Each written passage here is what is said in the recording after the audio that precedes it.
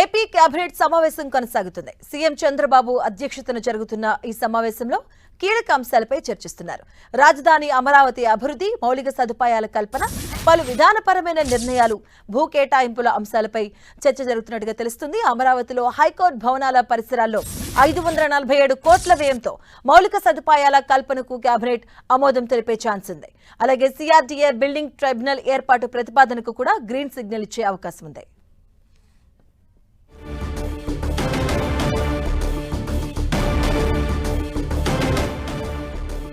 AP cabinet సమావేశం కొనసాగుతుంది. CM Chandrababu అధ్యక్షతన జరుగుతున్న ఈ సమావేశంలో పలు కీలక అంశాలపై చర్చిస్తున్నారు. రాజధాని అమరావతి అభివృద్ధి, అలాగే మౌలిక సదుపాయాల కల్పన, పలు విధానపరమైన నిర్ణయాలు, భూ కేటాయింపుల అంశాలపై చర్చ జరుగుతుంది. అమరావతిలో హైకోర్టు భవనాల పరిసరాల్లో ఉన్నటువంటి 547 కోట్ల వ్యయంతో మౌలిక సదుపాయాల కల్పనకు కేబినెట్ ఆమోదం తెలిపే ఛాన్స్ ఉంది. అలాగే సిఆర్డీఏ బిల్డింగ్ ట్రైబ్యునల్ ఏర్పాటు ప్రతిపాదనకు కూడా ఈ కేబినెట్ లో గ్రీన్ సిగ్నల్ ఇచ్చే అవకాశం ఉంది.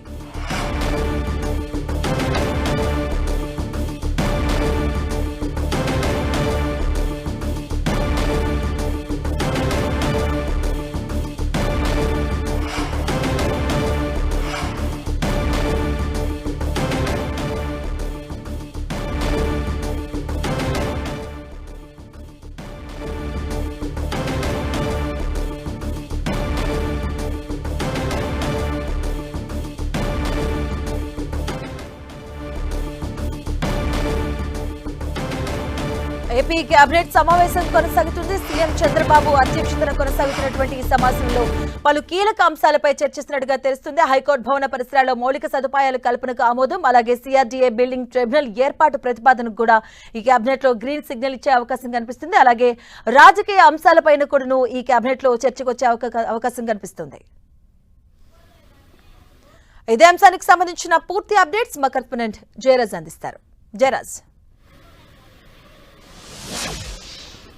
మాధవి, ముఖ్యమంత్రి అధ్యక్షతన జరుగుతున్నటువంటి కేబినెట్ సమావేశంలో పలు కీలకమైనటువంటి అంశాలకు సంబంధించి చర్చ జరుగుతూ ఉంది. దాదాపు 2.5 గంటల పాటు జరిగే ఈ కీలకమైనటువంటి కేబినెట్ సమావేశంలో పలు అంశాలకు సంబంధించి చర్చించి తుది నిర్ణయం తీసుకునే అవకాశం ఉంది. ముఖ్యంగా హైకోర్టు భవనాల దగ్గర 547 కోట్ల రూపాయలతో మౌలిక సదుపాయాల కల్పనకు సంబంధించినటువంటి ప్రతిపాదన ఉంది. దీనికి సంబంధించి ఏపీ కేబినెట్ సమావేశం ఆమోదం తెలపబోతోంది. అదేవిధంగా సిఆర్డీఏ బిల్డింగ్ ట్రైబ్యునల్ ఏర్పాటుకు సంబంధించి గ్రీన్ సిగ్నల్ కూడా ఇవ్వబోతోంది. ఈ రోజు ఏపీ కేబినెట్ సమావేశం 9 జిల్లాల పరిధిలో అమరావతి ఎకనామిక్ రీజియన్ ఆర్ఎఫ్సి ఏర్పాటుకు కూడా ఈ రోజు ఏపీ కేబినెట్ సమావేశం ఆమోదం తెలపబోతోంది. సిఆర్డీఏకు సొంతగా అగ్నిమాపక విభాగాన్ని ఏర్పాటు చేయాలనే ప్రతిపాదన ఉంది. దీనికి సంబంధించి కూడా ఇప్పుడు ఈ రోజు కేబినెట్ సమావేశంలో తుది నిర్ణయం తీసుకునే అవకాశం ఉంది. అదేవిధంగా పీపీపీ ప్రాతిపదికన డిజైన్ బిల్డప్ ఆపరేటర్ ట్రాన్స్ఫర్ విధానంలో అమరావతి పర్యాటక ప్రోత్సాహకానికి కూడా ఈరోజు ఏపీ కేబినెట్ సమావేశంలో చర్చించి తుది నిర్ణయం తీసుకునే అవకాశం ఉంది. జాయింట్ అబ్జర్వేషన్ వీల్ నిర్మించడానికి సంబంధించి కూడా ఈరోజు ఏపీ కేబినెట్ ఎజెండాలో పొందుపరిచారు. దీనికి సంబంధించి కూడా మంత్రి మండలి చర్చించే అవకాశం ఉంది. ఎల్పీఎస్ లేఅవుట్లలో వీధి పోర్ట్లు ఉంటే ఆ ప్లాట్లలో ఏటీఎంలు, కియోస్కులు లాంటి వివిధ మౌలిక సదుపాయాలు ఏర్పాటు చేయడానికి సంబంధించి కూడా ఈరోజు ఏపీ కేబినెట్ సమావేశంలో చర్చించి తుది నిర్ణయం తీసుకునే అవకాశం ఉంది. అదేవిధంగా సిటీ గ్యాస్ డిస్ట్రిబ్యూషన్ నెట్వర్క్ ను పీపీపీ లేదా జాయింట్ వెంచర్ విధానంలో కల్పించడానికి కావాల్సినటువంటి అంశానికి సంబంధించి కూడా ఈరోజు ఎజెండాలో పొందుపరిచారు. దీనిపైన కూడా ఏపీ కేబినెట్ సమావేశం చర్చించి తుది నిర్ణయం తీసుకునే అవకాశం ఉంది. అదేవిధంగా నెగోషియబుల్ సెటిల్మెంట్ పాలసీలో భాగంగా అమరావతి ప్రాంతంలో ప్లాట్ల గ్రామ కంఠంలో 5 సెంట్ల వరకు కేటాయించేటటువంటి అంశం గురించి కూడా ప్రభుత్వం నిర్ణయం తీసుకుంది. ఈ రోజు ఏపీ కేబినెట్ సమావేశంలో దీనిపైన కూడా చర్చించి తుది నిర్ణయం తీసుకునే అవకాశం ఉంది. అదేవిధంగా రాజధాని ప్రాంతంలో డిస్ట్రిక్ట్ కూలింగ్ సిస్టమ్ ఏర్పాటుకు సంబంధించి కూడా ఒక ఒప్పందాన్ని రద్దు చేసి కొత్తగా టెండర్లు పిలవాలనే ప్రతిపాదన ఉంది.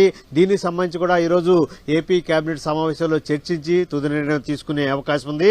ఎల్పీఎస్ లేఅవుట్లలో 495 మంది రైతులకు కొత్త అలాట్మెంట్లు కోడ్లు మారటంతో వారికి సంబంధించిన రిజిస్ట్రేషన్ ఫీజు మినహాయింపు ఇవ్వాలనేటటువంటి ప్రతిపాదన ప్రభుత్వం ముందుకు వచ్చింది. ఇది కూడా ఈరోజు ఏపీ కేబినెట్ సమావేశంలో చర్చించే అవకాశం ఉంది. రాజధాని ప్రాంతంలో దిగువ మధ్యతరగతి వర్గాలకు ఇళ్ల ఇళ్ల స్థలాలపైన ఏపీ కేబినెట్ సమావేశంలో ఈరోజు తుది నిర్ణయం తీసుకుంటారు. దీనికి సంబంధించి గత కొంతకాలంగా ఈ అంశం పెండింగ్ లో ఉన్నటువంటి పరిస్థితుల్లో ఈ రోజు ఏపీ కేబినెట్ తుది నిర్ణయం తీసుకునేటటువంటి అవకాశం ఉంది. అదేవిధంగా ఇప్పటికే అమలు చేస్తున్నటువంటి తల్లికి వందనం పథకం సంబంధించి కూడా నిధుల విడుదలకు సంబంధించి ఈ రోజు ఏపీ కేబినెట్ సమావేశంలో తుది నిర్ణయం తీసుకునే అవకాశం ఉంది.